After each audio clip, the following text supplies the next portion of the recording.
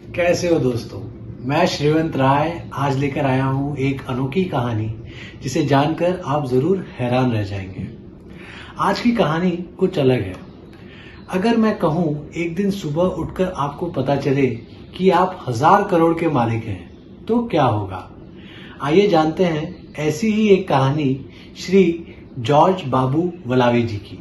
कहानी 43 साल पहले की है।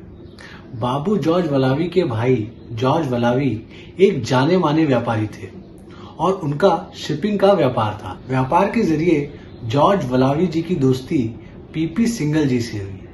अब ये पीपी सिंगल जी कौन थे? PP Singhal ji Mewar oil and general mills limited के फाउंडर चेयरमैन थे। अब इन दोनों की जो दोस्ती थी वो एक पारिवारिक दोस्ती में तब्दील हो गई। ये दोस्ती अब कुछ लोगों की किस्मत बदलने वाली थी। फिर एक दिन जॉर्ज के कहने पर बाबू ने Mewar oils and general mills limited की साउथ इंडिया की डिस्ट्रीब्यूटरशिप ले ली और करीब करीब 10 साल तक उसके डिस्ट्रीब्यूटर बने रहे।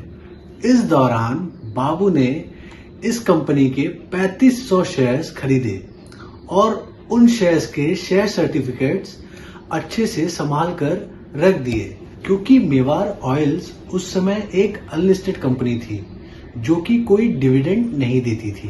वक्त के गुजरते गुजरते वलावी जी भी अपनी इन्वेस्टमेंट को भूल गए थे। कंपनी का व्यापार बढ़ा तो वलावी जी कंपनी के पेस्टिसाइड्स प्रोडक्ट के क्लियरिंग एंड फॉरवर्डिंग एजेंट बन गए।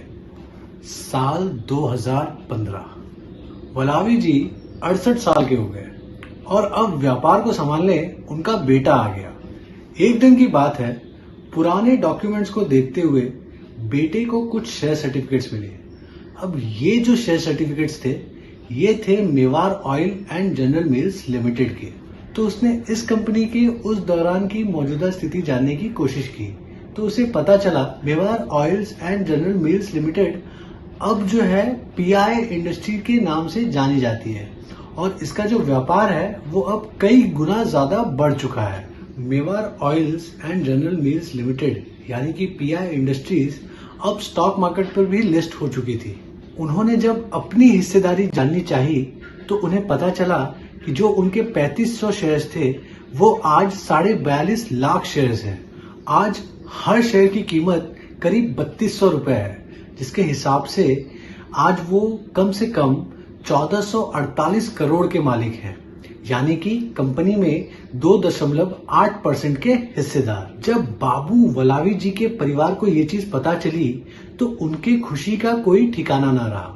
तो उन्होंने इन शेयर्स को अपने डीमेट में शामिल कराने का प्रयास किया। जब उन्होंने कंसल्टेंट से संपर्क किया तो कंसल्टेंट ने सलाह दी कि वो कंपनी से डायरेक्ट संपर्क करें, लेकिन जब कंपनी से उन्होंने डायरेक्ट संपर्क किया तो उनके पैरों तले जमीन खिसक गई। कंपनी का कहना था कि अब कंपनी में उनके नाम के कोई शेयर्स है ही नहीं। सारे शेयर्स 1989 में किसी दूसरे के नाम ट्रांसफर हो गए थे।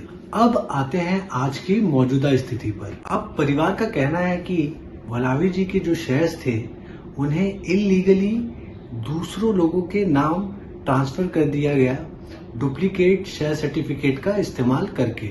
2016 में पीआई इंडस्ट्री द्वारा वलावी जी को दिल्ली बुलाया गया, लेकिन वलावी जी ने वहां जाने से इनकार कर दिया, जिसके बाद कंपनी ने अपने 2 टॉप एग्जीक्यूटिव को वलावी जी के घर यानी केरला भेजा। लेकिन इन सारी चीजों के बाद भी इसका अभी तक कोई सलूशन नहीं निकला है और ये जो मुद्दा है अभी सेबी के सामने है।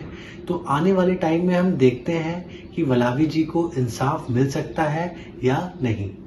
अगर वीडियो आपको पसंद आई हो तो वीडियो को लाइक जरूर करिएगा और चैनल को सब्सक्राइब करिए।